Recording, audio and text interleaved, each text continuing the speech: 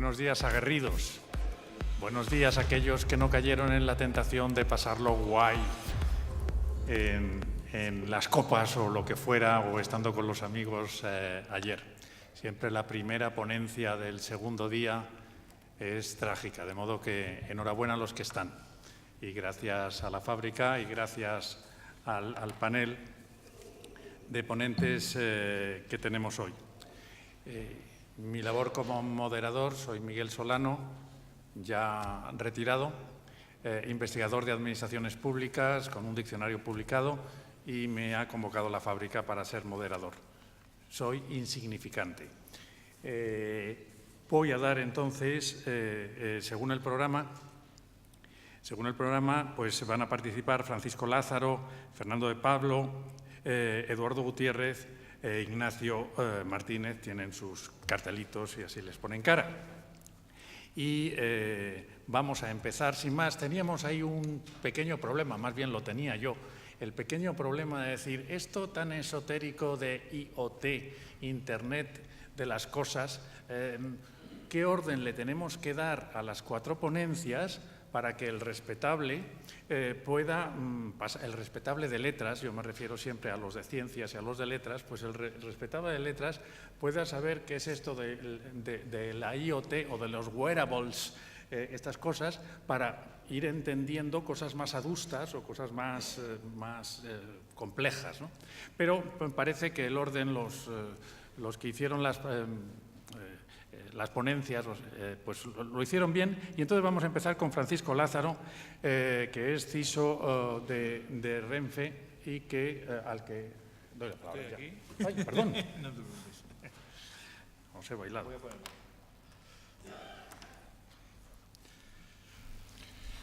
Muy buenos días. Voy a coger las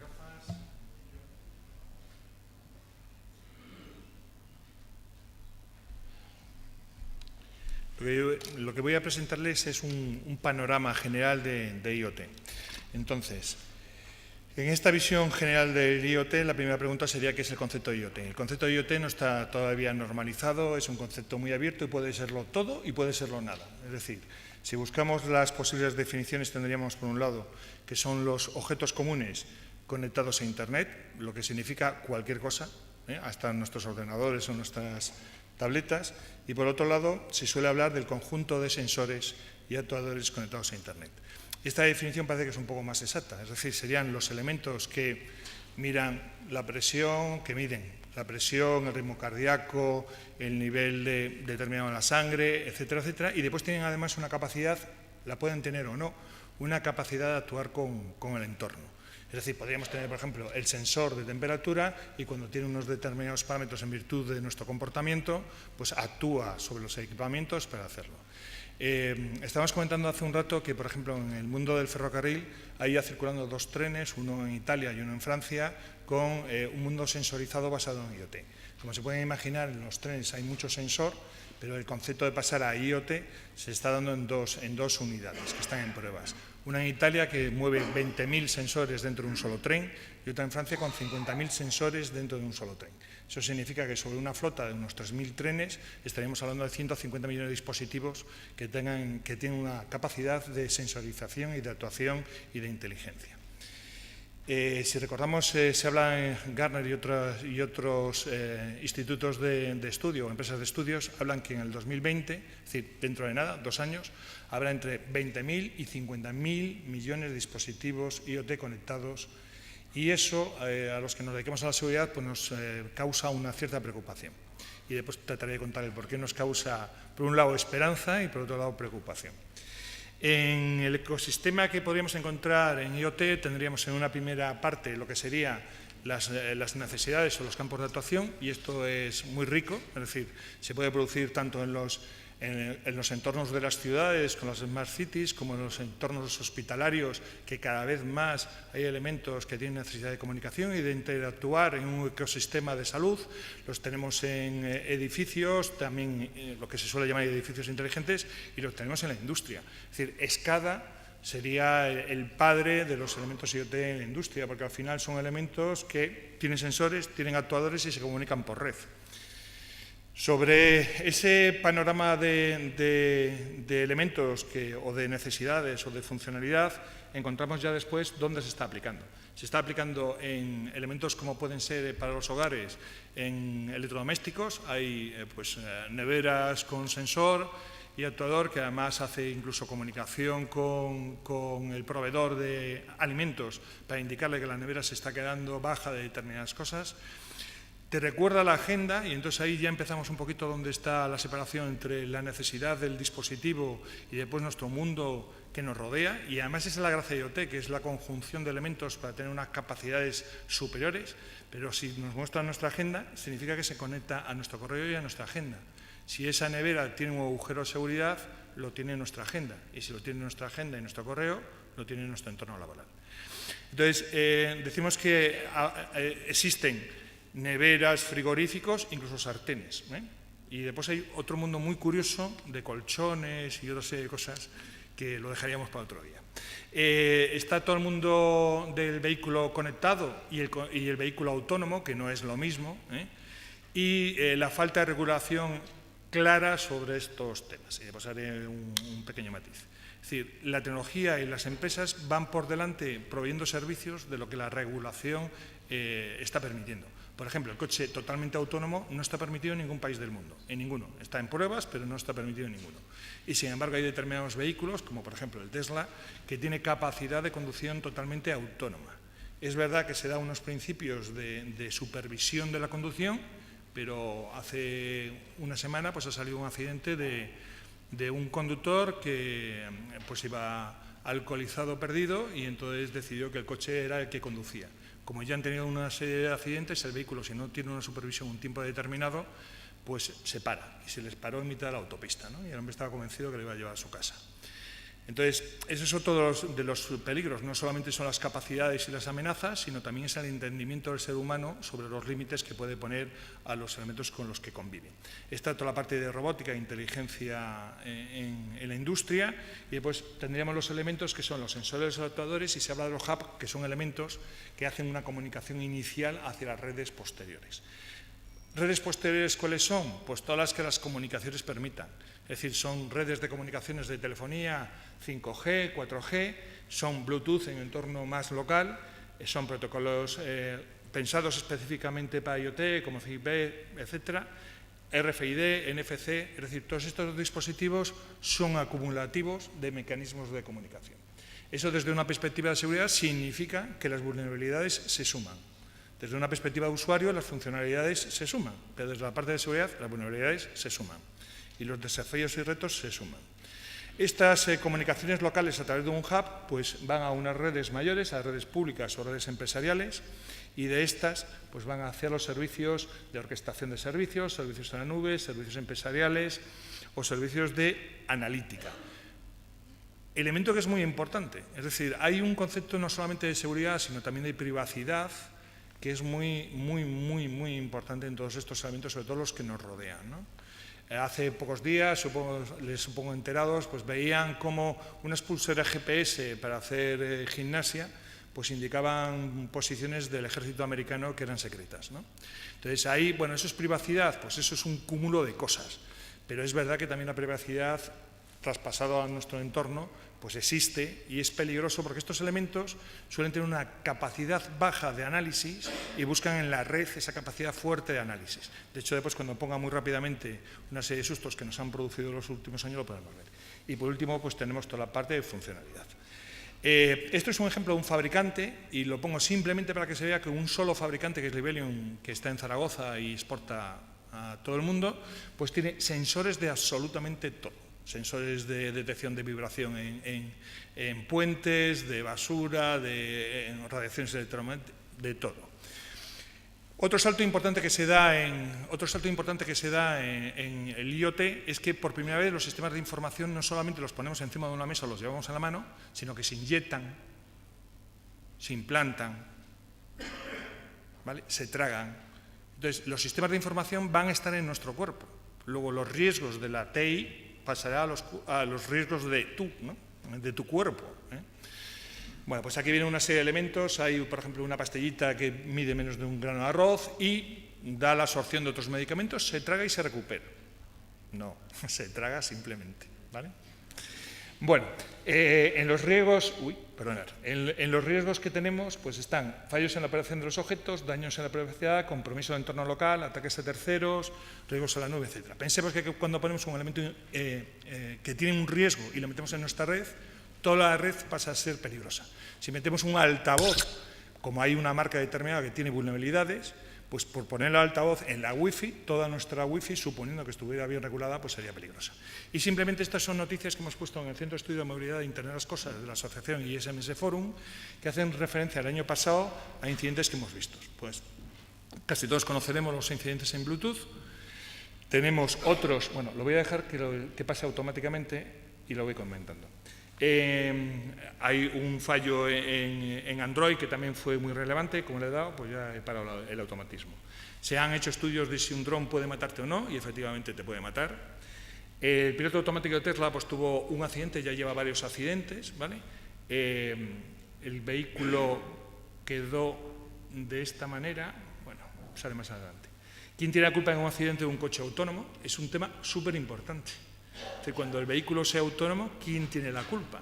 El conductor, el fabricante, el integrador. Bueno, en cuanto a los peligros de los vehículos, pues los hackers pueden atacar a los sensores. De hecho, hay, y ahí lo mostramos, ataques simplemente poniendo pegatinas en las señales, con punteros láser, y el vehículo, por lo tanto, pasa a ser peligroso. ¿Por qué? Porque no está pensado para ataques, ¿no? Ahí después salía una noticia de un osito, el osito mandaba todo el sonido y la grabación de la casa a la nube y fue hackeada. Si han visto la revista OCU de la Asociación de Consumidores de diciembre, verán esos bonitos juguetes que hemos regalado a nuestros hijos o nietos, la cantidad de agujeritos y los peligros que ponen, porque dan incluso la posición y se puede escuchar, ¿no? Entonces, esto que lo hemos orientado hacia el mundo personal, en realidad hereda los mismos defectos en el mundo profesional, que es que no tienen responsables de seguridad, no tienen requisitos previos de seguridad, no hay hacking, estoy hablando en general, ¿eh? Hay honrosas excepciones, pero esto es más o menos el panorama. Muchísimas gracias.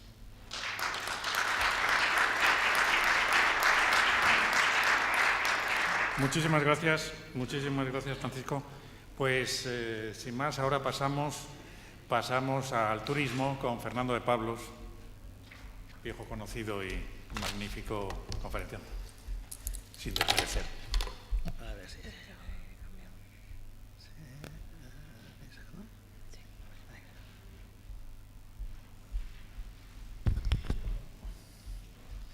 Bien, buenos días. Muchísimas gracias a la invitación de la fábrica para estar aquí. Para mí es una satisfacción inmensa, la verdad. He estado muchas veces en este sitio que tanto quiero, donde tengo tantos amigos. Yo no voy a hablar de la parte tecnológica, sino que voy a hablar de Internet de las cosas y datos, porque al final las cosas son cosas hardware, incluso software, que proporcionan datos y cómo estos pueden valer para el mundo del turismo y cómo el turismo, que suena a servicios y no suena tan tecnológico, tiene que realmente cambiar alrededor de los datos. Mi ponencia entonces va a ser un poco el qué, el por qué y el para qué, más. Y siempre hablo un poquito de la importancia del turismo en España para que seamos conscientes de la situación. Bueno, todos hemos conocido la situación de crisis, os pongo ahí unos elementos que en el mundo de la administración electrónica entendemos todos, de la Ley 11, en un momento de boom económico, hasta la crisis completa, los distintos escenarios. Y en todo este tiempo tan problemático ha sido el turismo el que nos ha proporcionado noticias positivas, en una época en la que realmente el país estaba en una situación tremendamente complicada. El turismo ha mantenido el empleo, y la situación, y todos lo habréis oído estos últimos días del turismo en España, es espectacular. El máximo número de turistas alcanzado nunca, segunda posición mundial por turistas, segunda posición por ingresos, 87.000 millones de ingresos del turismo, 42.000 millones de superávit de balanza comercial. Los datos no pueden ser más espectaculares. Eso es muy importante. Y esto es el resultado de una estrategia. No es la casualidad, no es solo el sol y playa. Este es el resultado de una estrategia, es muy importante. La estrategia y planificación en todos los sectores son esenciales y en turismo más. Y la idea nuestra es que esta estrategia se continúe en el futuro. Entonces, el turismo en España es un caso de éxito. No podemos decirlo de otra manera y plantearlo problemas. Por PIB, empleo, por la característica del sector, por ingresos. Un gran sector industrial, como otros. Ahora, tenemos que mejorarlo y gestionarlo. tenemos que sistemas de información para gestión, tenemos que mejorar la rentabilidad, la competitividad, la sostenibilidad, desestacionalizar, diversificar, desconcentrar, lo que todo el mundo ya sabéis, hay que hacerlo y para esto hay que gestionarlo con sistemas de información. Tenemos que gestionar la saturación en algunos destinos y los retos de la economía colaborativa que afectan al sector. O sea, el turismo además es más que una actividad económica. Entonces, la pregunta nuestra es un caso de éxito. ¿Estamos preparados para hoy? ¿Estamos preparados para el futuro en 5 o 10 años? Y este es el centro de la estrategia que queremos hacer de transformación digital en el turismo. En medio de la cuarta revolución industrial, una oportunidad para España. Y es que el turismo está inmerso en la transformación digital como el resto de los sectores. Yo diría que mucho antes que el resto de los sectores, porque es uno de los sectores que más influyen, que más avanzados están en el comercio electrónico.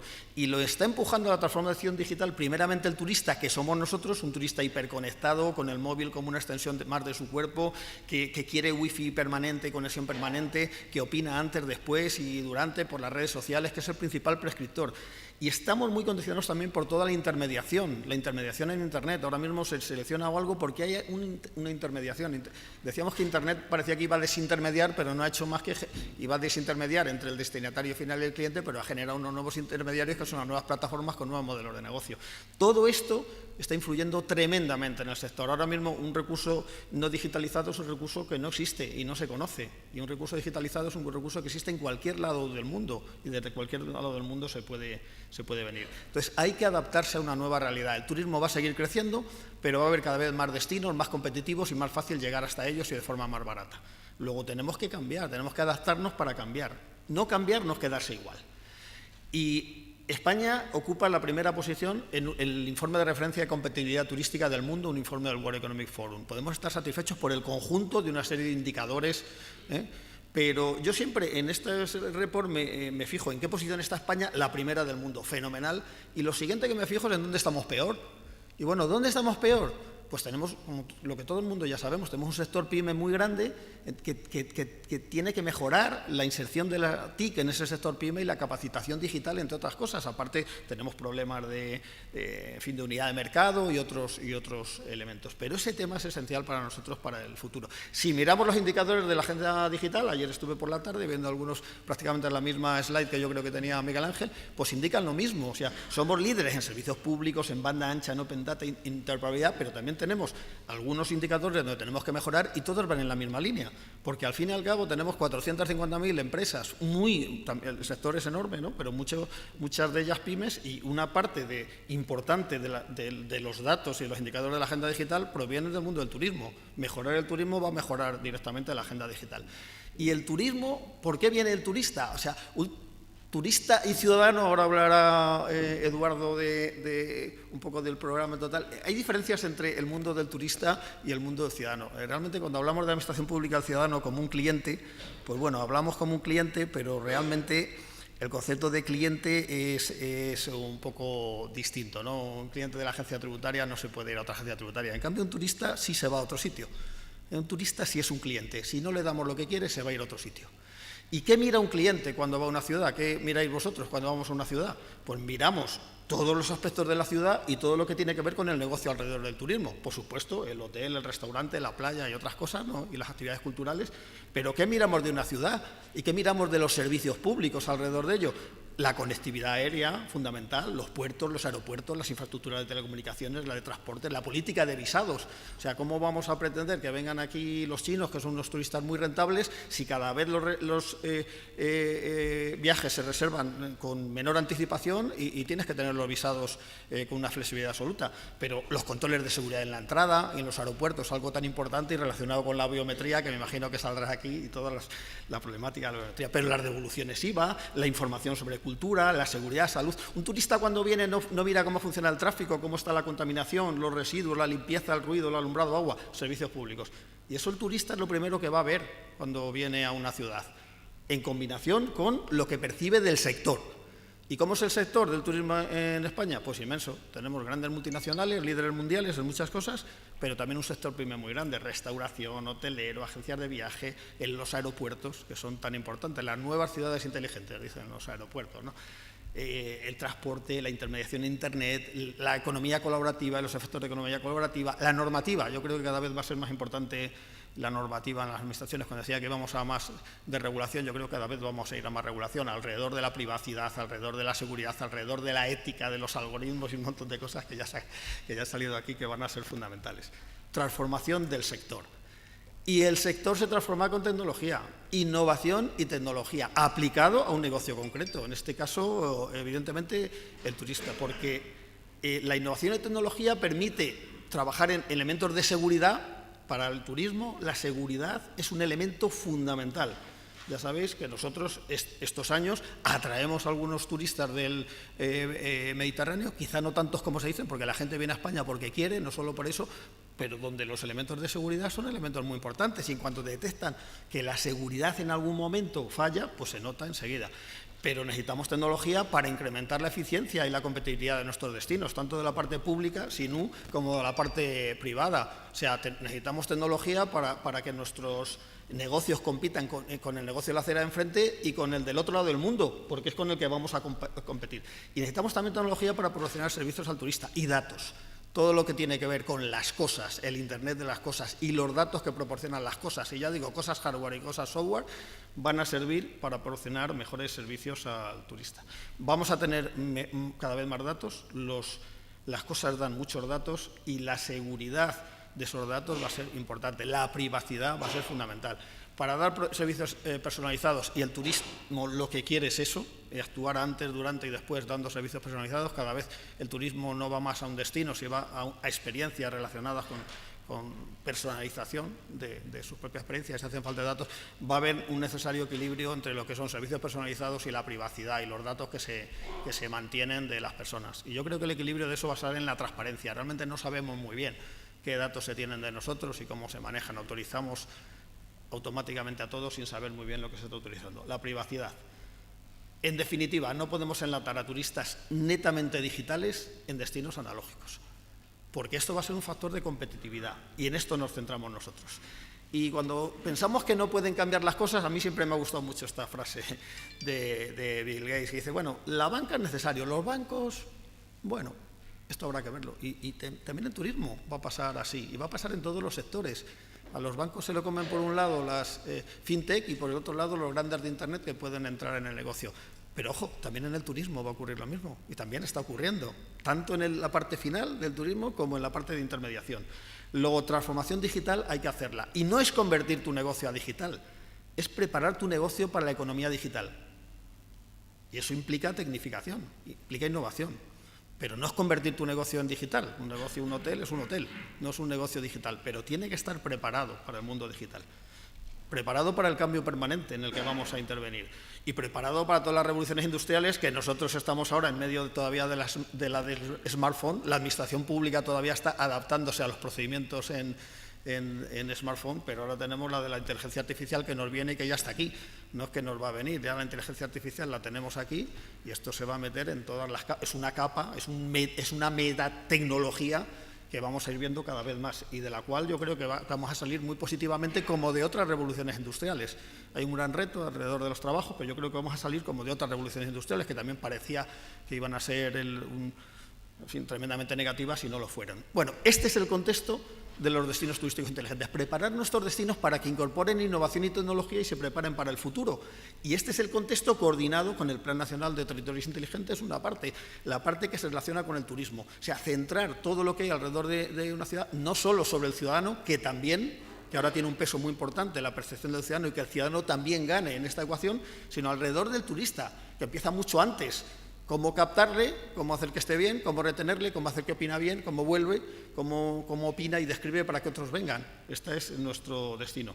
En ese sentido estamos totalmente integrados con la Agenda Digital Turismo, porque todo lo que hace la Agenda Digital va en favor, todas las medidas, todos los planes de la Agenda Digital, infraestructuras, capacitación, seguridad, economía digital, servicios públicos, tecnología del lenguaje natural, donde estamos muy metidos, 5G, todo va en favor del turismo. Y también quisiéramos en la parte de administración pública insertarnos. Hablábamos el otro día del portal de administración electrónica. Bueno, ¿qué hay de turismo? Hay prácticamente nada, pero el turismo tiene que estar como está Hacienda, como está la Seguridad Social o como está el catastro, porque hay elementos enormes alrededor de un centro de tecnología de turismo, interoperabilidad en turismo, norma técnica de interoperabilidad en turismo, la semántica del turismo, muchísimos elementos en donde también queremos estar insertados. Y el contexto de destinos turísticos inteligentes es un contexto en el que movemos los destinos maduros que tenemos ahora a destinos donde la metodología hace que las medidas de innovación y tecnología e incorporación de datos que nos van a proporcionar el Internet de las cosas estén integradas desde el principio. No voy a hablar, evidentemente, de la metodología aquí, en los 3 minutos que me quedan, simplemente es una metodología avalada por la Organización Mundial de Turismo, que organiza un Congreso Mundial de Destinos Turísticos Inteligentes, lo organiza la Organización Mundial de Turismo, pero es una metodología española, con 5 ejes: gobernanza, innovación, tecnología. ¿Para qué? Para hacer nuestros destinos sostenibles, económico, sociocultural, medioambientalmente, y accesibles, turismo que puedan disfrutarlo todo, 400 indicadores, en fin, una metodología. Y en esos destinos lo fundamental son sistemas de información, porque es que hay que tener sistemas de información. El turismo hay que gestionarlo como hay que gestionarlo cualquier otra cosa, no es algo que viene ni cae, hay que gestionarlo. ¿Y cómo se gestiona? Con sistemas de información, con sistemas de captación de datos, de recolección de datos, de normalización de datos de entrada. Y en turismo hay millones de fuentes distintas, y además cada destino son distintas, y además cada destino le interesan unas determinadas cosas. Cualquier tema de sensorización, comunicaciones, se pueden captar datos. Hacen falta datos para conocer lo que ocurre, gestionar, tomar decisiones en tiempo real y planificar.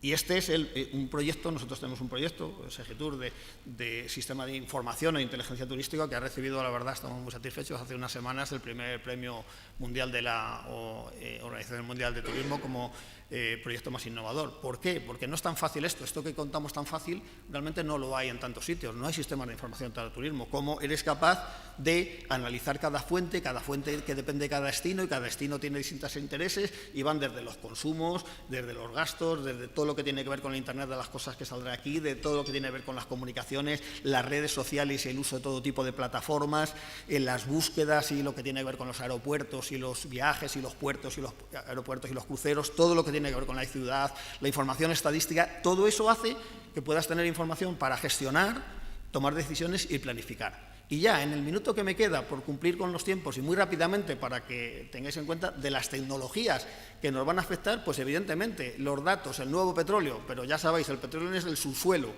La gente habla de datos y el Big Data con una facilidad pasmosa, pero esto no es tan fácil. O sea, los datos hay que extraerlos como el petróleo, hay que refinarlo, hay que distribuirlo y hay que saber para qué se quiere, ¿no? Y hay que meterlo en un motor de combustión, que dicen que ahora el nuevo será el Machine Learning para gestionar los datos. Y todo lo que tiene que ver con la automatización, vital. El reconocimiento automático de imágenes, vital para seguridad, vital para servicios, vital para todo. Tú ahora puedes saber lo que le interesa a un turista americano viendo lo que pone en sus fotos de Instagram, gastronomía y cultura, ya lo sabes. Y para seguridad, ni os quiero decir, yo creo que todo lo que tiene que ver con la biometría, la seguridad de los aeropuertos, se va a trasladar a distintos elementos de la cadena de valor del turismo. La capacidad de proporcionar servicios personalizados es enorme, también con la privacidad y también con el equilibrio de la privacidad. La voz y la cara, nuestras nuevas hardware. Yo creo que va a ser la revolución más importante. Fijaros, para un hotel, los comandos de check-in, de check-out, todos los comandos de habitación, lo mismo que en la casa, lo mismo que en el coche, lo mismo que en cualquier otro lado. Una incidencia brutal. Y hay un gran plan del Gobierno sobre tecnología del lenguaje natural, con inversión suficiente para trabajar en algo que también nos afecta a nosotros mucho, y es el idioma, nuestro idioma español, tecnología del lenguaje natural alrededor de español. Bueno, evidentemente hay soluciones ya de todo tipo, de traducción automática, que están mejorando día a día con las técnicas del Machine Learning y el Deep Learning. No voy a hablar nada de la economía colaborativa, solo 30 segundos, solo hace falta que necesita datos. Hay un modelo informativo de la agencia tributaria que va a obligar no sé si lo sabéis, un modelo informativo que va a obligar a todas las plataformas de economía colaborativa a proporcionar los datos sobre la referencia catastral, los propietarios, los importes, y esta información va a ser muy importante para la gestión de los destinos y los municipios. Van a saber lo que ocurre, cosa que hasta ahora no se sabe. La seguridad y la ciberseguridad, vital, crucial. El sector tiene que estar preparado para esto. Y la inteligencia artificial, en donde ya estamos. No es lo que nos va a llegar, no, es lo que ya está aquí. Y no podemos rechazarla, no podemos ser los luditas de la primera revolución industrial, no podemos rechazarla, está aquí y va a ser en beneficio nuestro. Nosotros trabajamos en esto en destinos nacionales e internacionales y prácticamente nada más. Os he dado una visión general muy importante, el resumen de esto. El turismo hay que gestionarlo como se gestiona cualquier otro elemento en la administración, en las empresas privadas. Se gestiona con datos. No es algo que se haya creado todavía, no es algo que esté muy expandido, pero el turismo representa una parte importantísima de nuestro PIB y una parte importantísima del PIB de nuestras ciudades. Hay que invertir, hay que hacer aceras e invertir en sistemas de información para el turismo. Muchísimas gracias. Muchas gracias.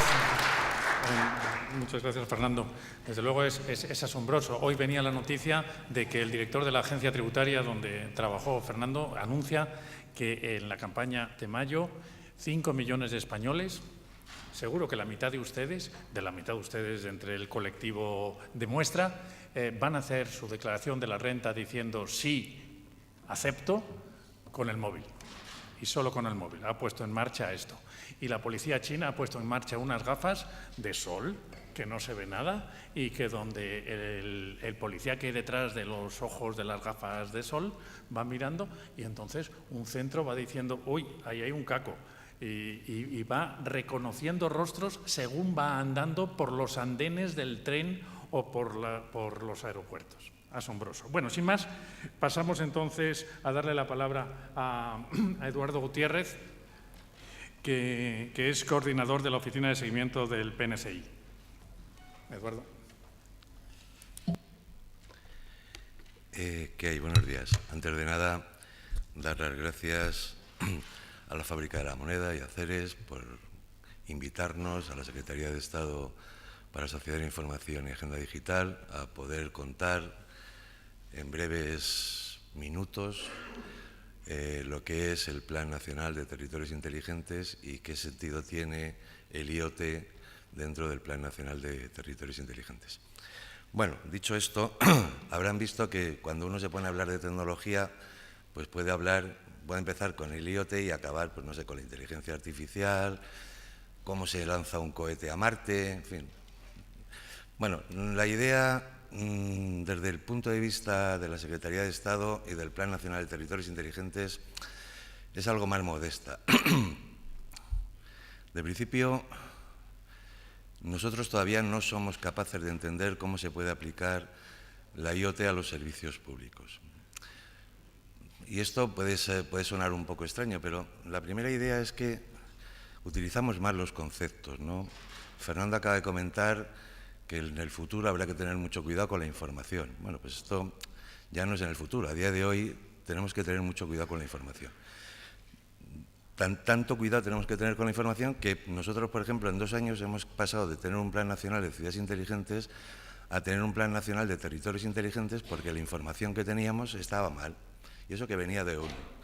En teoría, si recuerdan ustedes, la idea de las ciudades inteligentes hacía referencia a unos estudios que, muy simplificadamente, IBM hizo circular y que suponía que en el año 2030 y luego ya posteriormente en el año 2050 aproximadamente el 90 y tantos % de la población iba a vivir en ciudades y que por lo tanto lo que había que hacer es las tecnologías de la información, aplicarlas masivamente a estas ciudades para poder gestionar tan siquiera los semáforos, el agua, porque claro, unas ciudades pues de 40, 50, 60 millones de habitantes pues se hacían complicadas, ¿no?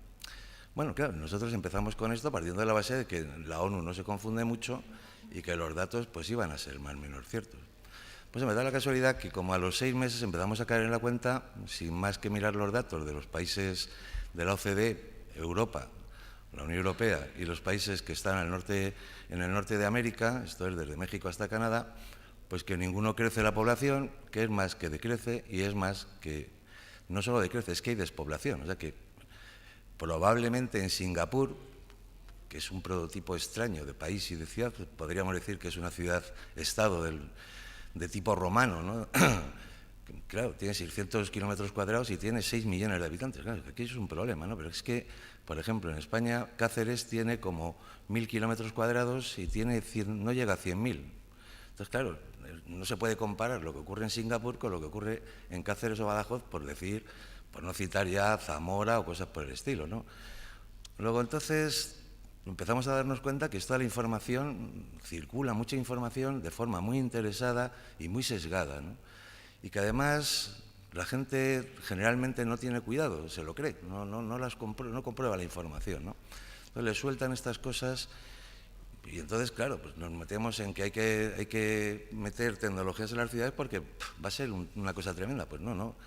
El problema es que hay que utilizar la tecnología muy probablemente, y este es el plan, el cambio del plan, muy probablemente a los territorios que tienen problemas. Las ciudades probablemente cada vez tengan más problemas. Es más, las ciudades en general consumen más recursos sin tener el 90% de los problemas que tienen el resto de los territorios, ¿no? Entonces, la idea nuestra va siendo equilibrar esto. Pero voy a ir centrándome más en el tema del IoT. La primera idea que he dicho es que nosotros no sabemos cómo utilizar el IoT en los servicios públicos todavía, en ello estamos. Primero, porque de principio no toda actuación de gobierno es un servicio público. O sea, los gobiernos cuando actúan, cuando elaboran sus agendas de actuación sobre los problemas públicos, lo que hacen es elaborar políticas públicas. Y las políticas públicas, pues da la casualidad que no todas terminan en servicios públicos. Por ejemplo, nosotros hemos sacado una convocatoria, hemos sacado ya 2 convocatorias, una que hace referencia a los territorios, a los destinos turísticos inteligentes, bueno, que ahora no se llama así, sino me parece que Fernando me corrige, pero turismo inteligente o alguna cosa de este tipo. Y la otra convocatoria que hemos sacado desde la SESIAD es para los edificios, a utilizar IoT en los edificios. Bueno, pues aquí no lo estamos utilizando para servicios públicos. La idea fundamental es recoger información para políticas públicas de contaminación, sanidad. Estamos recogiendo información, no estamos prestando servicios. Estamos recogiendo información para que las políticas de contaminación de las ciudades pues sean efectivas. La idea, ya saben ustedes, que bueno, por cierto, el plan se le pueden bajar sin nada más que entrar en la web de la SESIAD, igual que una presentación al respecto del plan, que no tenía yo previsto tener que hablar tanto, y me he encontrado con la necesidad de hablarle, y por eso no la he traído, pero entra en la web y Santas Pascuas, ahí se lo bajan todo. Bien, seguía. Luego entonces la primera convocatoria que hemos sacado de IoT es convertir los edificios en centros IoT, en nodos IoT mejor dicho, pero no para prestar servicios públicos, sino para recoger información para que las políticas públicas de contaminación, de calidad de sanidad, sean efectivas, o sea, puedan llevarse adelante. Pero no estamos prestando ningún servicio público y, de hecho, hay miles de políticas públicas que no prestan ningún servicio público. Les recuerdo que, por ejemplo, cada vez que salta la alarma correspondiente por la contaminación, pues yo no creo que ningún ayuntamiento preste ningún servicio público. Lo que hace es prohibirnos circular. Luego, la primera idea nuestra ha sido diferenciar entre políticas públicas a donde se pueda aplicar el IoT y, por lo tanto, recogida de información y mejore las políticas públicas, y vuelvo a repetirles, no toda política pública acaba en servicio público, y luego hemos empezado más adelante a trabajar. La idea es que más adelante empezaremos a trabajar cómo aplicar el IoT a los servicios públicos. Bueno, más adelante no, ya hemos empezado, ¿no? El plan lo hemos dividido en 2 partes. Una primera parte que hacía referencia a esto del turismo, los edificios, con los nodos IoT, para las políticas públicas o para mejorar la información de los procesos de decisiones en las políticas públicas, y una segunda parte que hemos dejado para ir investigando, ¿no? A ver cómo lo trabajamos. Está la movilidad, que luego hablará Ignacio de ella, y está también todo el tema de los servicios públicos y cómo se puede aplicar IoT a los servicios públicos. Bueno, pues ya hemos empezado a trabajar sobre ello, de cómo aplicar IoT a los servicios públicos. De principio, lo primero que se nos ocurre a todos es entender, porque además ya hay mucho IoT metido en determinados servicios públicos, es ver qué servicios públicos tienen que prestar las ciudades y los municipios. Bueno, pues esto es muy simple. O sea, uno se va a la ley reguladora de las bases del régimen local, se va al artículo 25, a donde están las competencias de los municipios, de todos, tengan 100 habitantes, 80 o 2 millones. Y luego se va al artículo 26 y establece el artículo 26 qué servicios son obligatorios dependiendo de las políticas que se les deja regular a los municipios en el artículo 25. En el artículo 26 se establece claramente qué servicios públicos provenientes, sobre todo de políticas de sanidad, deben prestar los municipios. Bueno, pues ahí hemos empezado. Todo el tema del alumbrado, todo el tema del agua, y estamos consultando a todo el sector a ver cómo se puede ir aplicando todo el tema de IoT a la prestación de esos servicios básicos, ¿no? Que entendemos que es por donde se puede empezar. Con el fin de que para el año que viene podamos establecer ya convocatorias cara a los municipios que estén interesados en procesos de mejora de la prestación de sus servicios públicos, fundamentalmente vinculados a la sanidad, no a la sanidad en el sentido sino en el sentido clásico del derecho administrativo de policía, con el fin de, bueno, ya tener perfectamente definido nosotros y la industria cómo se puede ir aplicando esto a los servicios públicos. Otra cosa son los servicios públicos de tramitación. Para nosotros los servicios públicos de tramitación, que son casi todos los que nos afectan en el día a día, en el sentido de interacción con la Administración, la idea es, ya no tiene mucho sentido hablar de IoT y para nosotros tiene sentido hablar de servicios públicos 4.0. Servicios, como ha dicho Fernando, ya personalizados. Cuando un gobierno define una política pública, define quién es el causante de esa política pública, o sea, el grupo objetivo contra el que hay que ir para deshacer las causas del problema público, y el otro grupo es el de beneficiarios. O sea, que cuando se define una política pública, cuando alguien quiere resolver un problema, un gobierno quiere resolver un problema, pues se fija quién lo origina y se fija también en quién va a ser el beneficiario. Luego, entonces, nada más empezar una política pública, resulta que ya sabemos a quién va dirigida. Piensen en todas las políticas económicas. Todas las políticas económicas salen ya perfectamente dirigidas a empresas que contraten jóvenes. Bueno, en fin, no les voy a explicar cómo es una política económica, pero cuando se enuncia la política económica ya va dirigida y, sin embargo, seguimos publicándola en el BOE y no nos aproximamos a las empresas y les decimos que pueden ser beneficiarios de las políticas económicas oportunas. No, eso sí, hemos automatizado o hemos publicado el PC en el BOE en electrónico, pero no somos capaces todavía de decir a los ciudadanos que tienen derecho y que sin más se les puede tramitar pues el derecho subjetivo que tienen a recoger los beneficios de la política económica X. Lo mismo pasa con las políticas de carácter social. Salen en el BOE, no sé, yo el otro día preguntaba en público y con varios funcionarios que quién se lee el BOE. Y me decían, bueno, los funcionarios, decía, bueno, pues yo estoy en el edificio de la SESIAD, que también lo compartimos con la Secretaría de Estado de Turismo, y en mi planta no veo a nadie leerse el BOE. O sea, entonces ya me da a mí que tampoco los funcionarios, o no todos los funcionarios, se leen el BOE.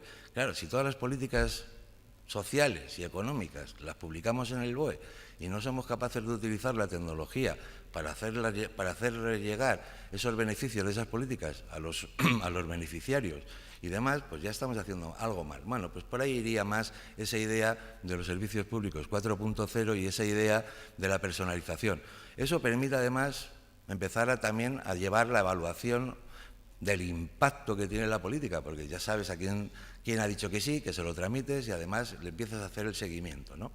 Luego, entonces, estamos más cara a los servicios de tramitación, los que están regulados por el derecho administrativo, obviamente, y de los cuales Fernando pues empezó en su día con la Ley 11, con el desarrollo de la Ley 11, estamos más en profundizar y no aplicar IoT, en profundizar con las tecnologías de la información actual que tenemos, pues en profundizar cómo se puede mejorar todavía eso, y el IoT lo estamos más dedicando, y por eso hablamos de servicios públicos 4.0, y el IoT lo estamos dedicando más a los servicios públicos fundamentalmente de infraestructuras sanitarias, ¿no? Agua, movilidad, pero siempre sobre las infraestructuras. Nos cuesta todavía trabajo entender cómo se puede aplicar en los servicios de tramitación.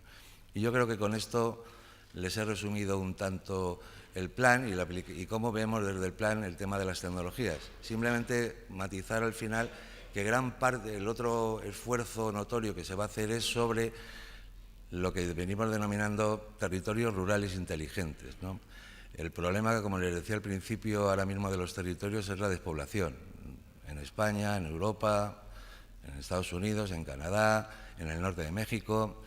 Los problemas son de despoblación y la idea, el gran esfuerzo que intentamos hacer, conjuntamente con la comisionada para el reto demográfico del Gobierno, es intentar ver cómo las tecnologías de la información pueden ayudar a, por lo menos, fijar la población en el territorio, ya que, porque claro, nosotros desde la SESIAD no manejamos nada más que tecnología o capacidades de utilización de la tecnología. Eduardo. No estamos en las políticas de natalidad, ¿no?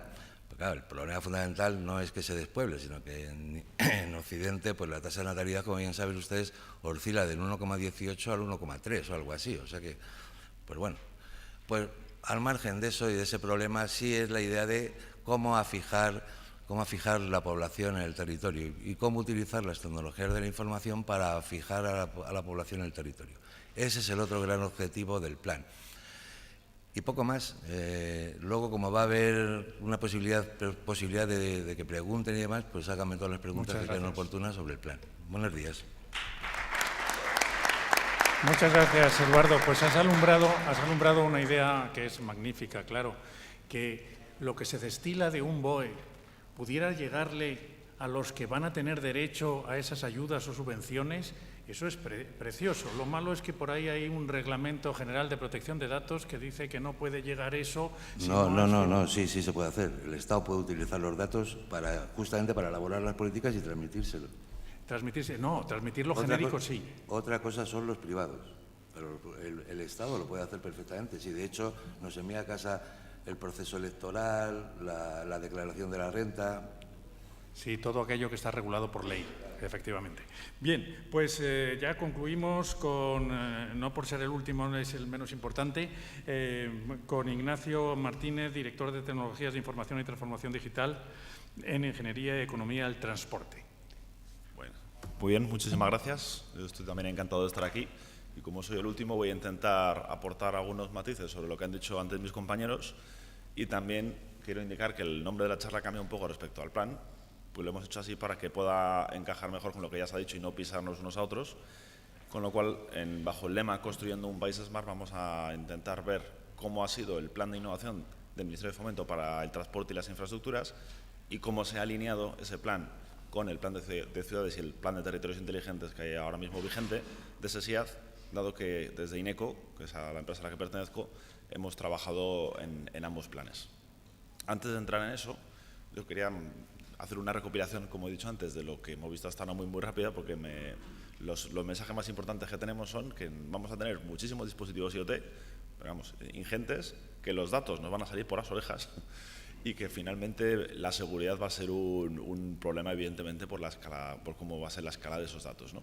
Pero bueno, yo creo que es a la vez un problema y una oportunidad, como lo ha enfocado antes Fernando, porque evidentemente genera muchas necesidades y muchos problemas de seguridad, muchos problemas de gestión de esos datos, pero nos va a brindar la opción de hacer las cosas de una manera mejor. Y aquí hago un símil que bueno, me lo dijo una vez una persona, me pareció muy interesante, y es que en todas las oleadas nuevas que hay de tecnología siempre se reparten nuevas cartas, con lo cual todos volvemos otra vez al momento cero, que es también un problema y una oportunidad a la vez, sintetiza ese problema, pero es curioso en este caso que la manera de gestionar esos servicios públicos que mencionaba ahora mismo mi compañero, pues básicamente va a ser que va a haber que aprender a hacerlo. Y añado sobre eso que además de los datos, también hay que construir sobre eso encima, que los datos vienen de toda la capa de sensores IoT, hay que construir el conocimiento de esos datos y una serie de tecnologías que lo apoyan para que no sean simplemente datos por sí, sino que con eso se gestionen o se generen esos nuevos servicios 4.0 que están recogidos en el plan. Bien. Dicho esto y entrando un poco en lo que es la charla que quería transmitiros, trataré de ser breve para que podamos seguir en tiempo y tomar el café a gusto. Los dos planes que estamos aquí mencionando, el Plan de Innovación para el Transporte y las Infraestructuras, impulsado por el Ministerio de Fomento, que se presentó en diciembre, aunque se hace ahora la presentación final en febrero, esto es un poco primicia porque ha habido una consulta pública y se han incorporado algunos comentarios, está totalmente alineado con el Plan Nacional de Territorios Inteligentes presentado en diciembre de 2017 y cada uno, digamos, hace referencia a las cosas en su ámbito. Eso lo veremos un poco después. Como resumen general del Plan de Innovación de Fomento, que yo creo que es el menos conocido de los dos porque ya hemos hablado antes de territorios, aunque mencionaré algunas cosas que me parecen importantes, pues tiene unos aspectos que ha considerado en su concepción que son interesantes. Lo primero, por supuesto, el término es el aspecto de la transformación digital. Pretende impulsar a España en esa transformación digital en el ámbito de fomento, lógicamente, que es las infraestructuras y sistemas de transporte, para situarlo a un nivel adecuado para los tiempos que corren, pero también arrastrar a lo que son los mercados, a lo que vendemos en las empresas españolas hacia afuera, para que seamos competitivos en el mercado exterior. También, como otro aspecto, es una hoja de ruta clara de lo que se espera que haga los esfuerzos de innovación públicos y privados en el futuro, en los próximos 3 años. Con lo cual es muy completo a nivel transversal, tiene en cuenta todas las tecnologías, su aplicación a los diferentes aspectos que gestiona el Ministerio de Fomento y pretende eso, aunar y alinear los esfuerzos de innovación. A la vez, también es muy importante, en este caso desde el Ministerio de Fomento, que concrete las iniciativas que se van a hacer, para que no sea simplemente esa declaración de intenciones, sino que también llegue a ejecutarse todo en el plazo previsto. Por eso está organizado en unos ejes que luego terminan siendo desgranados en iniciativas concretas con unas fichas en las que se va a decir, pues bueno, se va a hacer una normalización de este aspecto, se va a hacer un piloto de este otro, etc. Y finalmente, transversal a todo el plan, está la filosofía de impulsar los procesos de innovación abierta y la colaboración público-privada. Bien, en el esquema de la derecha se pueden ver que las dimensiones que se han contemplado también aquí para analizar las diferentes alternativas son el Internet del futuro, entendiéndose como redes 5G y la nueva Internet, la digitalización en su concepción más amplia, lo que es digitalización y conexión de esos datos a nivel global, la transformación energética para que sea sostenible todo el plan y finalmente la intermodalidad de todos los modos de transporte, porque efectivamente esto es uno de los tópicos más importantes del Ministerio de Fomento, ¿vale? Inicialmente hay 4 ejes que están ahí recogidos, que gráficamente se ve que uno de ellos soporta a los demás. Como hemos visto en las otras charlas, los datos son lo más importante, entonces hay un eje que contempla todas las iniciativas relacionadas a las plataformas inteligentes que dan soporte al eje de experiencia del usuario, que es el viajero en este caso, a las rutas inteligentes, que es la conexión de todas las infraestructuras y todos los sensores que tienen, y a la eficiencia energética y sostenibilidad para la sostenibilidad del plan. Este eje, también recalco aquí que hace el eje 2, el de plataformas inteligentes, va a nutrir también de información a otras iniciativas de otros planes, como por ejemplo el de ciudades inteligentes o de territorios inteligentes ya presentado en el año pasado, ¿vale? Llegando a un segundo nivel de detalle, aquí están ya recogidas, después de ver esos ejes, cada una de las líneas estratégicas que conllevan ellos.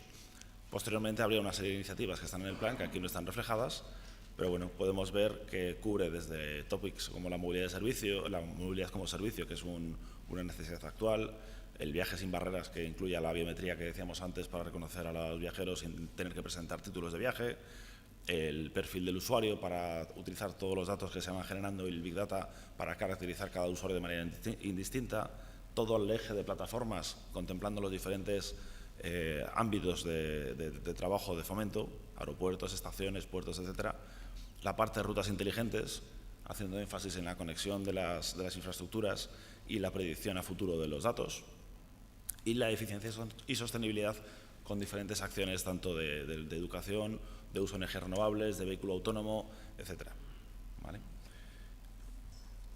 Ahora, viendo un poco de manera muy general el marco del Plan Nacional de Territorios Inteligentes, nos va a dar la visión que tiene cada uno de los dos y luego vamos a ir viendo cómo muchas de esas iniciativas, de esas acciones o de esas líneas estratégicas encajan unas con otras y ya están previstos desde cero que se apoyen unas en otras, ¿vale? En el Plan de Territorios Inteligentes, que tiene como germen ese Plan de Ciudades Inteligentes, vemos que está centrado en los servicios 4.0, que hemos comentado antes, y sobre eso hay una concepción muy importante que es la de los objetos internos y objetos externos.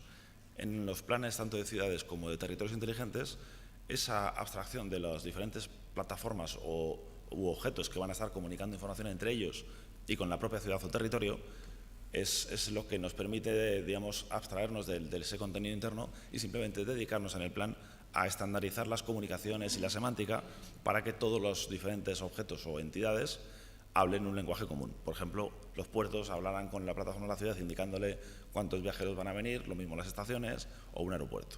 Entonces, el plan de innovación, como hemos visto antes en sus acciones, profundiza en cómo son esos objetos por dentro, mientras que el plan de territorios inteligentes profundiza mucho en la estandarización de esas comunicaciones. Añadiendo la parte de turismo inteligente, que ya ha comentado Fernando antes, y la parte de comunidades rurales e islas inteligentes para la fijación de la población. Bien, pues con todo este mapa, digamos, de objetos y elementos, ya tenemos una visión global del plan. Una última cosa que quiero resaltar, hay algunos iconos de la ITU. Yo creo que es muy importante ver que en la normalización se ha hecho tal esfuerzo que no solo se han hecho normas nacionales, sino que se han elevado en muchos casos a recomendaciones de la ITU con una muy buena acogida, lo cual sitúa a España en un plano muy, muy superior a otros países que están intentando liderar el tema de las ciudades inteligentes y los territorios inteligentes, ¿vale?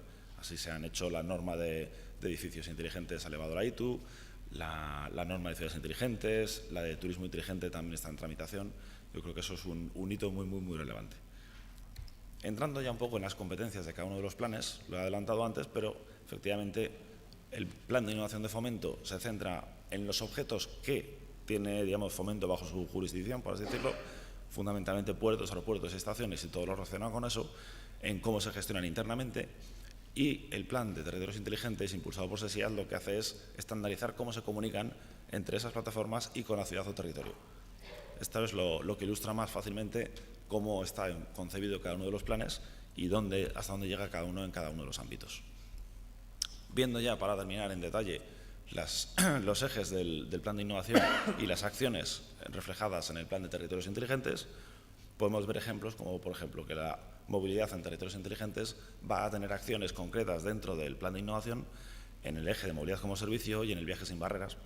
O, en el caso de los destinos turísticos inteligentes, utilizarán muchos de los datos, no van a ser todos, pero van a ser parte de esos datos, en esa amalgama de datos que veíamos en las anteriores presentaciones, van a venir a futuro del perfil del usuario que genere Fomento para esa parte de viajeros. Con lo cual hay iniciativas piloto específicamente orientadas a colaborar con los destinos turísticos inteligentes en el plan de territorios. Con la parte de objetos internos, lo he mencionado antes, los objetos que están bajo la jurisdicción de las plataformas que gobierna Fomento, por ejemplo, estación, aeropuerto y puertos inteligentes, nutrirán también de esa información clave o generarán casos de uso de aplicación para ver si son válidos dentro de las iniciativas de objetos internos del plan de territorios. Para terminar los últimos dos ejes, tenemos el de rutas inteligentes y el de eficiencia energética. Vemos que hay correlación con las iniciativas de 5G del plan de territorios inteligentes, porque utilizarán esa tecnología de manera intensiva, tanto las líneas de digitalización de la carretera y las infraestructuras de ferrocarril, como las herramientas de movilización y predicción. Se generan nuevamente casos de uso específicos para aplicación de 5G en esos ámbitos concretos del plan de innovación. Y luego, por supuesto, la parte de territorios rurales inteligentes, que tiene una gran relevancia, tiene un match completo en el eje de rutas inteligentes dentro del plan de innovación. Finalmente, en la parte de sostenibilidad energética, para generar casos de uso prácticos en movilidad en territorios inteligentes, hay ciertas iniciativas dentro de energías renovables, descarbonización del transporte y de nuevas infraestructuras o incluso de vehículo autónomo orientadas a demostrar esa viabilidad de la movilidad en territorios inteligentes, pensando en zonas como las que hemos mencionado antes, con poca población. Visto esto, una de las conclusiones fundamentales es que, evidentemente, la colaboración entre los diferentes entes es clave para que las cosas vayan alineadas y para que se trabaje por un objetivo común. Pero, además de eso, yo creo que es muy relevante destacar que tanto a nivel interno como a nivel externo, para vender nuestra tecnología fuera y ser un actor relevante a nivel internacional, hay que apoyarse mucho en la estandarización. Los estándares, aquí como está indicado, pues desarrollan más fácilmente los mercados, eso es un hecho. Pasas a competir ya no por un mercado, sino dentro de un mercado, especialmente cuando hablas a nivel internacional. Y al obviar el no impulsar los estándares, pues perdemos opción de escalabilidad de las soluciones, de que se puedan comunicar fácilmente entre ellas, etcétera, ¿no? Entonces, los estándares que hay aquí, tanto de plataformas impulsadas en el plan de innovación como de comunicaciones entre ellas y la ciudad y el territorio, impulsadas por el plan de territorios inteligentes, nos va a permitir que lo que se haga en una zona de España se pueda escalar, o incluso que lo se haga en un país internacional, si cumple con esos estándares, sea fácilmente escalable en diferentes ciudades o en diferentes ámbitos. Y finalmente, como dato, las normas están presentes en el 80% de lo que es el comercio mundial. O sea, la mayor parte del comercio a nivel mundial se hace basándose en estándares. Por eso es importante el generarlos y, sobre todo, el elevarlos a nivel internacional para que tengan reconocimiento y sean valedores un poco de la tecnología desarrollada en España. ¿Vale? Bueno, pues muchísimas gracias por vuestra atención y nos vemos en el café. Muchísimas gracias, Ignacio. Bueno, pues vamos estupendamente de tiempo. Bueno, quedan 6 minutitos y se abre turno de preguntas. ¿Alguno de ustedes tiene? Sí. Víctor, un momentito que llega el micrófono.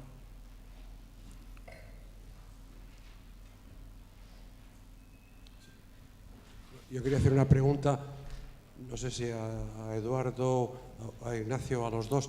los aspectos presupuestarios de estos dos planes. ¿Qué fondos hay disponibles? ¿Quiénes van a beneficiarse de esos fondos? Víctor, yo respecto del Plan Nacional de Territorios Inteligentes, sí te lo puedo decir. Lo que había asignado, lo que se podía asignar ya está asignado. O sea que ahora mismo para nosotros el tema de movilidad es un tema no de este año y vamos a ver qué ocurre el año que viene. O sea que para nosotros es un tema transversal, el tema de la movilidad. Y lo que había casi y los planes que eran para este año, que eran la parte gorda del presupuesto que teníamos, turismo, los edificios estos que ha comentado Ignacio, que eso ya ha salido, o sea, ya está la convocatoria publicada en el BOE, y el tema de cómo solventar el problema de la ruralidad. Ya está todo asignado, vamos, o sea que en las SESIAs, en el transporte no sé. En el caso del Plan Nacional de Innovación y Fomento, hay una dotación. Mejor sí, así. Bien, hay una dotación presupuestaria, o sea, no hay una dotación presupuestaria, perdón, hay una estimación de costes en torno a unos 70 millones de euros, pero realmente eso lo que hace es alinear los esfuerzos ya de innovación que están, digamos, generando las empresas del Grupo Fomento en esa dirección, con lo cual la respuesta es que el dinero de ese plan o la financiación de ese plan vendrá de las propias empresas del Grupo Fomento que ya tienen sus presupuestos de innovación y lo que pretende es unificar esfuerzos, evitar que vayan en diferentes caminos todo el mundo investigando a veces la misma tecnología de diferentes formas y que con ese dinero ya unificado se pueda generar un mercado adicional. Pero de momento no tiene dotación específica más allá de la propia inversión de las empresas del Grupo Fomento. Gracias. Un segundo, solo por completar, concretamente, para una línea abierta ahora en el programa de ayuda de Res.es para destinos turísticos inteligentes hay 60 millones de euros, que es una convocatoria ahora abierta con el objetivo de mejorar destinos turísticos, pero siempre manteniendo, digamos, las competencias. Tener en cuenta que el turismo, las competencias de turismo son de las comunidades autónomas y a veces de los propios destinos, no de la Administración General del Estado, con lo cual hay esa línea abierta para destinos turísticos en donde ellos pueden luego determinar cuáles son sus prioridades. ¿Otra pregunta? Sí, por allí, por el fondo. Será.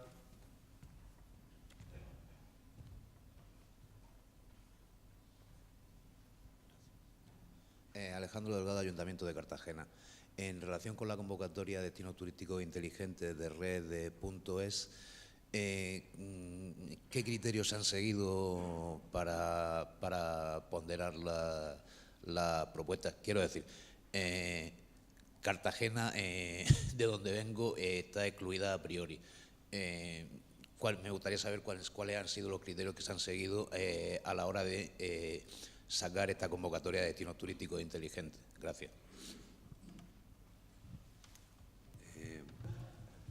Creo que yo te puedo contestar la primera parte del asunto. La segunda creo que obviamente es Fernando.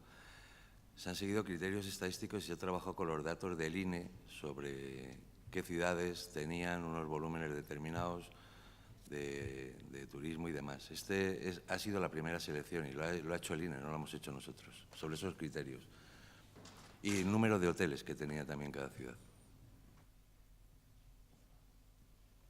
Sí, bueno, por completar, bueno, la verdad es que la definición ha correspondido a la Secretaría de Estado de Social e Información en la Agenda Digital, pero bueno, los criterios generales han sido destinos turísticos importantes con un número mínimo de habitantes, que creo que son 20.000, y luego, efectivamente, parámetros objetivos tomados del INE en cuanto al ratio de hoteles, ocupación, estancias, con arreglo a la población existente, lo que te puedo decir, pues bueno, ha sido criterio realmente de la Secretaría de Estado de Sociedad e Información, que era la competente en este momento porque ellos sacan las ayudas.